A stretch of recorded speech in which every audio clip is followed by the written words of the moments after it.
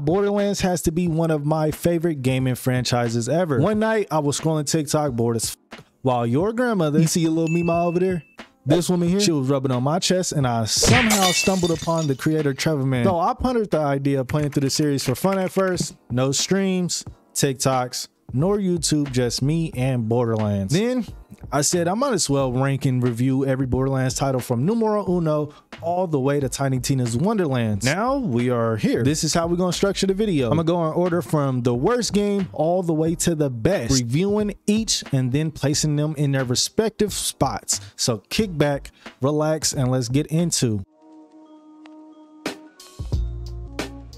Kicking off the video is the OG Borderlands 1. This one is easily the worst Borderlands title, only due to it being the first game of the series. For a 14-year-old title, I was expecting a horror story when it comes to the visuals, but the remaster kept this game looking like a dapper young fella. With the limited color palette this game has, you would expect the world assets to be ashy and a borderline chore to navigate with your eyes, being mashed up shades of brown, gray, and green. The game still holds up, showing the clarity between objects and things of that nature. The backdrops, backgrounds, playable areas, or whatever you want to call them, their ass. None stand out from my memory except the General Knox DLC and the alien section from the ending. All of the areas have the exact same aesthetic as the starting area, just one thing makes them slightly different, like a giant ramp, big ass windmill, or something in that ballpark. The AI in this game is fucking stupid. These motherfuckers give not a damn about their survival. They will run into cover just to get shot once or twice, then run wide in the open to take more damage and run back into cover. The scarcity and gun variety is painful. I legit only use scav assault rifles and Malawan SMGs. Most weapons I dodge due to the shot patterns and damage output. There are 1 to 2 different weapon bases within each manufacturer, and the major difference between most of the weapons are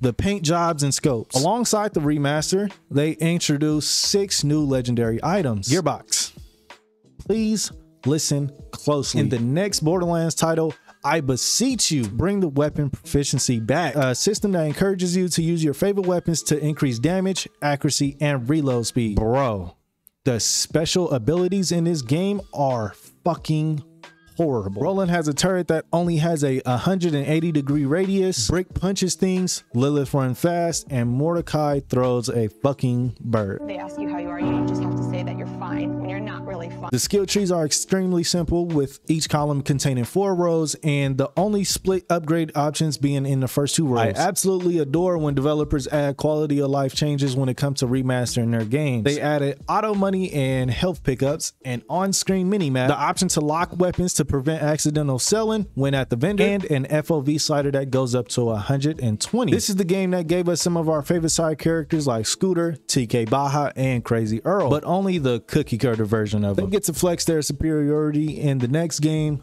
Last and certainly least, the bosses are forgettable. It's the one thing you should never want. That concludes Borderlands 1 on our journey. This game really suffers from being the first game of the series, and with that all out the way, I will be placing this in our 5th spot on the list. Now let's get into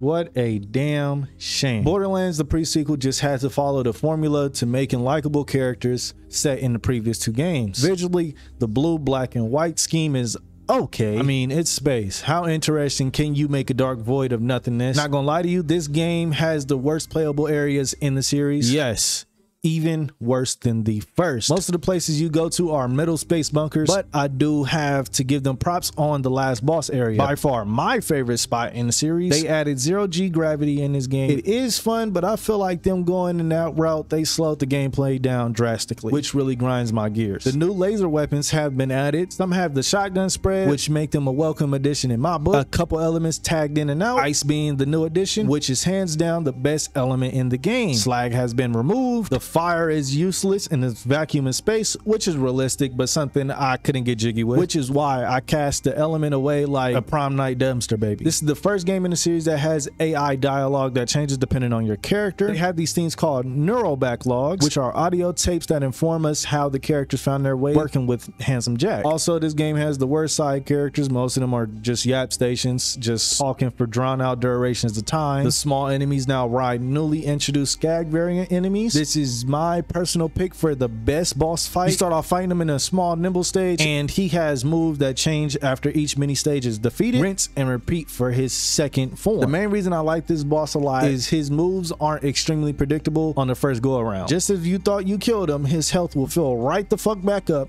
ready to take more punishment. This concludes the section where I talk about the unloved children of gaming. Borderlands the pre-sequel, please take your seat in the Hall of Shame. And now, let's get into number 3, shall we?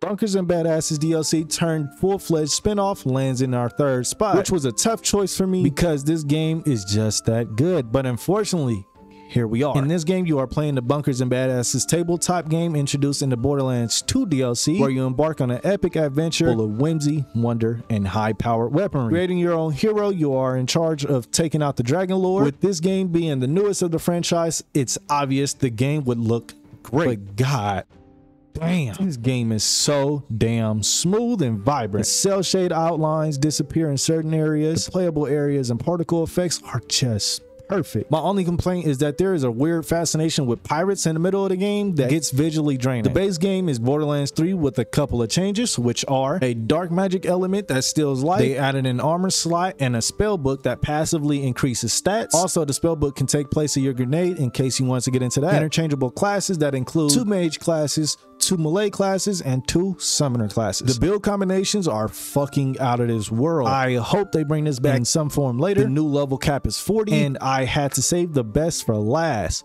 character creation. Oh my goodness, you can go insane in this character creator. I made me a troll type character with blue skin and black hairstyles. Yes, they have gave us beautiful curly afros and fire ass dreads, which we can add highlights to. You can pigment your armor in various colors from 24 karat gold to butt stallion diamond. Weapon pull has taken a left turn. It's not that they're bad, but I personally don't like that most of the assault rifles, pistols, and snipers take the form of a crossbow. Also replacing most of the cool ass shotguns in the game that shoot big ass elemental fireballs and shotguns that do a goddamn U-turn to double tap the damage like the conference call. Replacing them with shotguns that shoot sonic booms like Golf from Street Fighter. In game, we need to speak on. I'm going to be starting off with the last hour or so of the story. It feels like they just send endless waves of enemies towards you, which kind of pads the runtime a bit. After you beat the main story, if you aren't fully leveled up, boy, do I have the treat for you. Run the dungeons to get the medals that passively boost your skills like damage or drop rate. The side missions scale to your level so you can enjoy the random ass storylines and one-offs at a decent challenge. And lastly,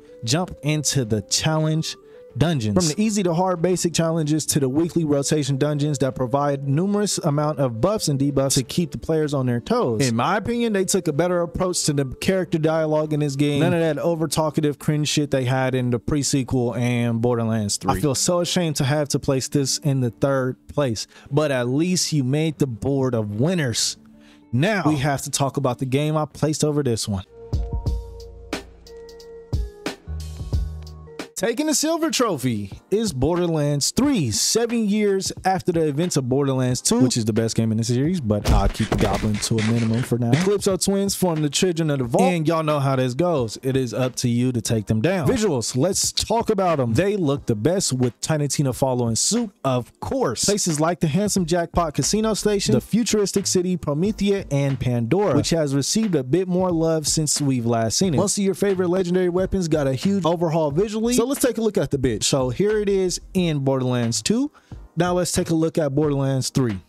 Yeah, the Hornet. On my right is from Borderlands 2 and the other is Borderlands 3. Lastly, the conference call. Borderlands 2 Borderlands 3. In my opinion, the Borderlands 2 design is just a lot more sleek and clean. One thing I noticed, similar to the prequel, this game has a bunch of padding on its runtime, with having to follow almost every character you run into at a slow pace, wait for them to open something up, they fuck up in the process, now it's up to you to defend them from danger, repeat at least 2 more times, then you can move on. You got to run back and forth on terrible fetch quests. All of the 4 playable characters get 4 skill trees, 2 action skills which can change the way the ability plays, that provide buffs like giving Zane's shield anytime his clone receives damage. Badass ranks swapped for an updated version of the Guardian ranks, which perform the same way but add a new set of passive stats when a certain amount of ranks are placed in a category, and provide skins for characters. Did I just hear your smooth brain ass just ask what is in-game like? Harder than 13-year-old me spanking it at the club in GTA 5. Harder than Rihanna's forehead. Harder than the chances you redeeming your V card on someone that isn't your hand. Welcome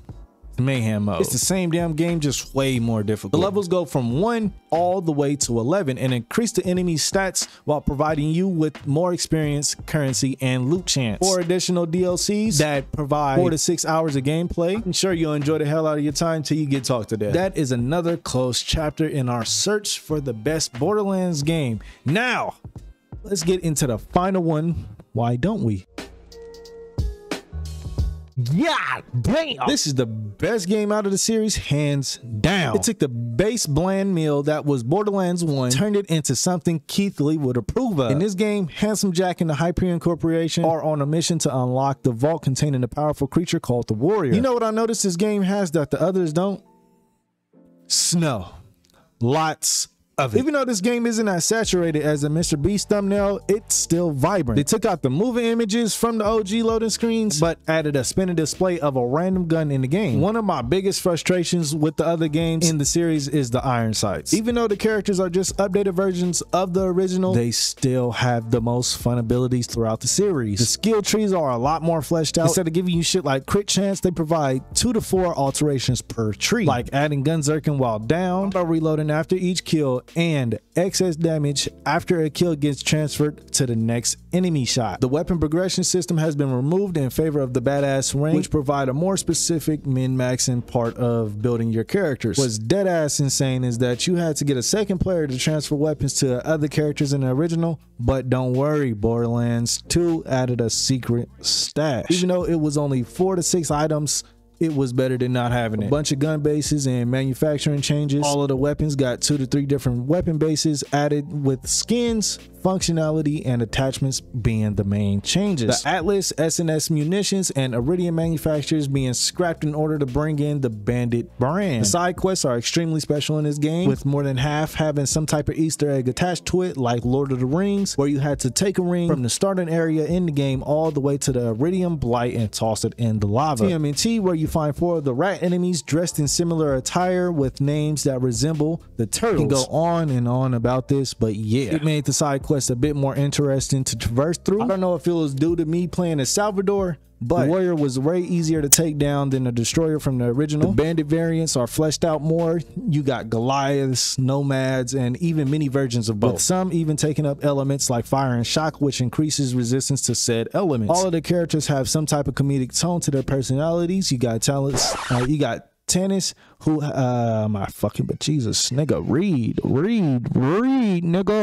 read. You got Tannis, who has more of an awkward comedy. Claptrap, who is extremely talkative, which makes him annoying. And lastly, we got by far the best antagonist in the series, Handsome Jack, whom is so lost in his ways that he believes that he is the hero, calling you bandit every chance he gets, kills off Roland in a moment where you believe you finally can put a stop to his evil plans. He gets referenced in every single game after in some type of way. Even his diamond horse butt stallion makes it into Tiny Tina Wonderlands. And that's just the base game, so you know I still have to place this game in the top spot. The DLCs just get remade and fleshed out more in the later games, plus the in-game content being to make the enemy stronger than you by finishing the raid on District Peak simulation, giving them OP levels, which grants you better loot. So yeah, Borderlands 2, best in the series, hands down. Even though Borderlands 3 and Tiny Tina's did things better mechanically and with more fleshed out DLCs than this game, they came off as trying too hard to be funny and wasting my time with immense amount of horrible dialogue and backtracking. They don't come close to being the best games. Let's take one last look at the rankings. Borderlands 1 being at the bottom of the pack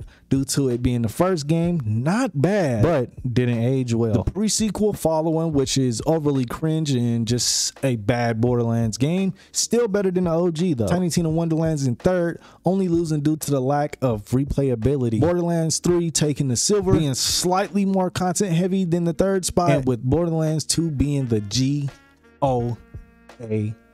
Walking into the first spot like gonna be a breeze. Y'all let me know which games you will rank differently. Which is your favorite game out of the series? Shit, drop high in the comments so I can say what's up. Now, if you have made it this far, I want to thank you for fucking with me. Make sure that you go ahead and leave a like, hit that subscribe button to join the money team, hit that bell so you never miss another video, and here is your second reminder to leave a like. My name is DubloH and I am out.